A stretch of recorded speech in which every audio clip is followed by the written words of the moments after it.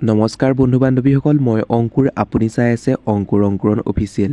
বন্ধু বান্ধৱীসকল, এই ভিডিঅ'টোৰ মাধ্যমেৰে মই আপোনালোকৰ লগত আলোচনা কৰিম অৰুণোদয় 3.0 আবেদন কৰিবৰ বাবে বা আপুনি আঁচনিখনত যদি আবেদন কৰে প্ৰপত্ৰখন কেনেদৰে ফিল আপ কৰিব লাগে সেই সম্পৰ্কে মই ভিডিঅ' দিছিলোঁ যদিও বহুতো বন্ধু বান্ধৱীৰ বিভিন্ন ধৰণৰ কনফিউজন হৈ আছে। ফৰ্মখনৰ কেইবাটাও ষ্টেপ বুজি পোৱা নাই, তেওঁলোকক আকৌ ফৰ্মখন সুন্দৰভাৱে বুজাই দিওঁ। আৰু যদিও আপুনি আমাৰ ইউটিউব চেনেলটোত পোনপ্ৰথমবাৰৰ বাবে ভিজিট কৰিছে তেন্তে আপুনিও সুন্দৰভাৱে চাই ল'ব।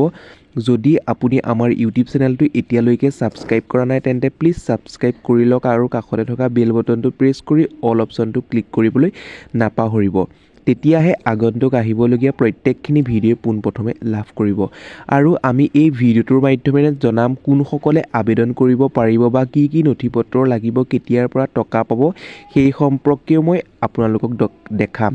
যদি আপুনি প্ৰপত্ৰ বা ফৰ্মখন লাভ কৰা নাই, ক'ৰ পৰা সংগ্ৰহ কৰিব সেই সম্পৰ্কেও জনাম। আহকচোন আমি অলপো পলম নকৰি ভিডিঅ'টোৰ ফালে আগবাঢ়োঁ।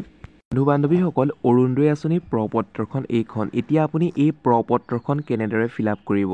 প্ৰথম অৱস্থাত আপোনাক ইয়াত এখন পাছপোৰ্ট চাইজৰ ফটো লাগিব। এই প্ৰথম লাইনটো যে দেখিছে, প্ৰথম লাইনটোত লেখা আছে যে আপুনি আগতে অৰুণোদয় আঁচনিৰ হিতাধিকাৰী হয়নে? যদি আপুনি অৰুণোদয় আঁচনিৰ হিতাধিকাৰী হয় ইয়েছ দিব, যদি আপুনি নতুনকৈ আবেদন কৰিছে তেন্তে ন' দিব। ইয়াত আপোনালোকে ৰেচন কাৰ্ডৰ নম্বৰটো সুন্দৰকৈ বহুৱাই দিব, ডিষ্ট্ৰিক্টটো বহুৱাই দিব।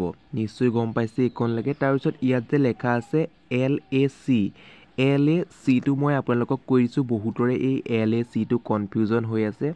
আপোনালোকৰ বিধানসভাৰ সমষ্টিটো কি হয়?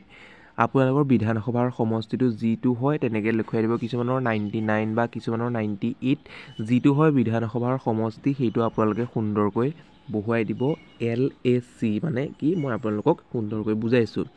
এতিয়া 1 নম্বৰত আছে এপ্লিকেশ্যন ডিটেইলছ। এপ্লিকেশ্যন ডিটেইলছটো first name, last name, middle name.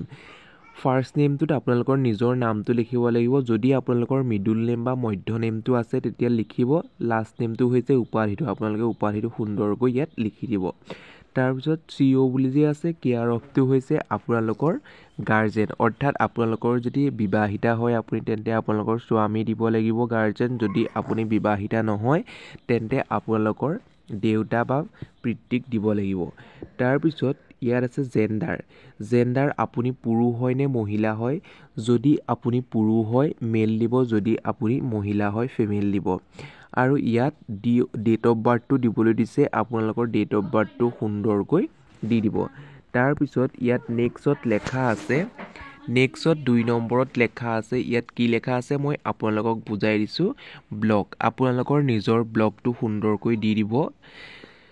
GP, আপোনালোকৰ GP মানে পঞ্চায়তটো কি হয় ইয়াত দি দিব। তাৰপিছত লেখা আছে ভিলেজ নেম, আপোনালোকৰ ভিলেজ নেমটো আপোনালোকৰ নিজৰ গাঁওখন দি দিব।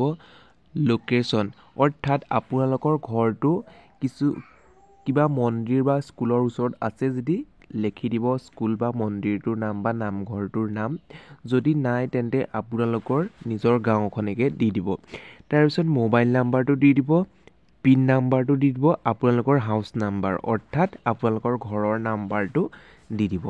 দি দিয়াৰ পিছত পুলিচ ষ্টেচন, আপোনালোকৰ থানাখনৰ নামটো সুন্দৰকৈ বহুৱাই দিব। এতিয়া বন্ধু বান্ধৱীসকল 3 নম্বৰ পইণ্টটো আপোনালোকক মই বুজাই দিছোঁ যে বহুতৰে কনফিউজন হৈ আছে 3 নম্বৰ পইণ্টটো কি টিক মাৰিব লাগিব। এতিয়া আপোনালোকক 4টা দিছে, এই 4টাৰ ভিতৰত আপোনালোকে আবেদন কৰা গৰাকী কোনটোৰ ভিতৰত পৰে?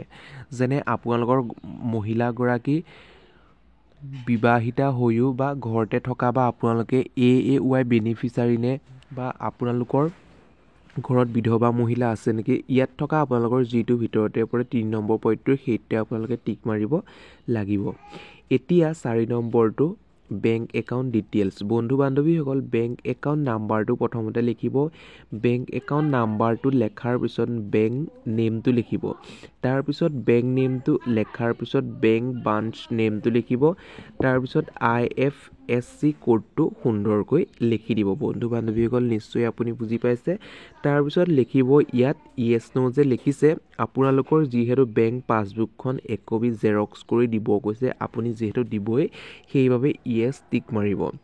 তাৰ পিছত 5 নম্বৰ একটো লেখা আছে আপোনালোকৰ আধাৰ নাম্বাৰটো ইয়াত দিবলৈ গৈছে আপুনি আধাৰ নাম্বাৰটো সুন্দৰকৈ লিখি দিব তাৰ পিছত ইয়াত যে লেখা আছে 2 নম্বৰটো আপোনালোকৰ যেটো ভোটাৰ কাৰ্ডৰ যেটো এই নাম্বাৰটো থাকে নাম্বাৰটো সুন্দৰকৈ ইয়াত লিখি দিব তাৰ পিছত ইয়াত ইয়েস আপুনি দি দিব দি দিয়াৰ পিছত যদি আপুনি সহি কৰিব জানে ইয়াত আবেদনকাৰী গৰাকীয়ে সহি কৰিব যদি সহি কৰিব নাজানে আপুনি টিপ সহি দিব এতিয়া বন্ধু বান্ধৱীসকল অৰুণোদয় 3.0 যেটো স্বাক্ষৰ ঘোষণা আছে সেই স্বাক্ষৰ ঘোষণাৰ বিষয়ে মই অলপমান কৈছো প্ৰথমতে নিজৰ নামটো লিখিব অৰ্থাৎ আবেদনকাৰীৰ নামটো লিখি দিব তাৰ পিছত আবেদনকাৰীৰ যেটো গাৰ্জেন আছে গাৰ্জেনৰ নামটো লিখি দিব তাৰ পিছত গাৰ্জেনৰ নামটো লেখাৰ পিছত গাৰ্জেনৰ বয়সটো লিখি দিব বয়সটো লেখাৰ পিছত তেওঁ ক'ত বাস কৰে তেওঁ নিজৰ গাঁওখনৰ নামটো লিখি দিব অৰ্থাৎ গাৰ্জেনৰ গাঁওখনৰ নামটো লিখি দিব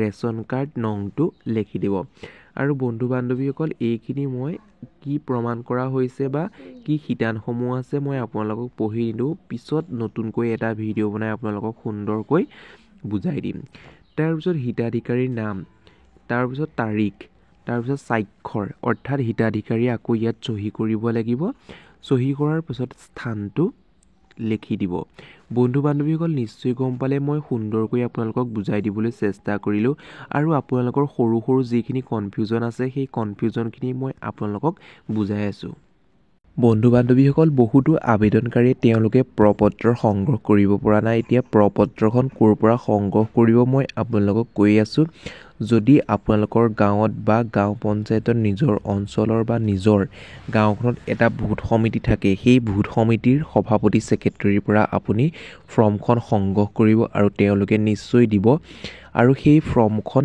ডকুমেন্টসমূহ যেনে ধৰক আধাৰ কাৰ্ড আৰু voter card bank passbook ration card সেইখিনি জেৰক্স কৰি পেলাই সেই প্ৰপত্ৰখন ফিল আপ কৰি আকৌ তেওঁলোককে জমা দিব লাগিব বন্ধু বান্ধৱীসকল আপুনি নিশ্চয় বুজি পাইছে তাৰ পিছত এতিয়া কথা হ'ল যে বহুতো বন্ধু বান্ধৱীয়ে তেওঁলোকৰ প্ৰপত্ৰসমূহ পোৱা নাই কি কাৰণে পোৱা নাই জানিবৰ বাবে নিজৰ গাঁও পঞ্চায়তত যোগাযোগ কৰিব এতিয়া বন্ধু বান্ধৱীসকল আপোনালোকে নিশ্চয় গম পালে আৰু যদি ইয়াৰ মাজতো কিবা কনফিউজন আছে তেন্তে মোক জনাবলৈ নাপাহৰিব বহুতো বন্ধু বান্ধৱীয়ে কমেন্টৰ জৰিয়তে কমেন্ট কৰি সুধি আছিল বহুতো কথা তেওঁলোকৰ কমেন্টসমূহ ৰিপ্লাই দিব পৰা নাই সেইবাবে দুঃখিত মই আগৰ নতুনকৈ পুনৰ তেওঁলোকৰ বাবে এটা ভিডিও বনাই আপোনালোকক জনাম বন্ধু বান্ধৱীসকল যদি আপুনি আমাৰ ইউটিউব চেনেলটোত প্ৰথমবাৰৰ বাবে ভিজিট কৰিছে তেন্তে প্লিজ আপুনি ইউটিউব চেনেলটো সাবস্ক্ৰাইব কৰক আৰু কাষতে থকা বেল বটনটো প্ৰেছ কৰি অল অপচনটো ক্লিক কৰিবলৈ নাপাহৰিব আজিলৈ ভিডিওটো ইমানেই আকৌ পুনৰ নতুন এটা ভিডিওত লগ পোৱাৰ আশাৰে ধন্যবাদ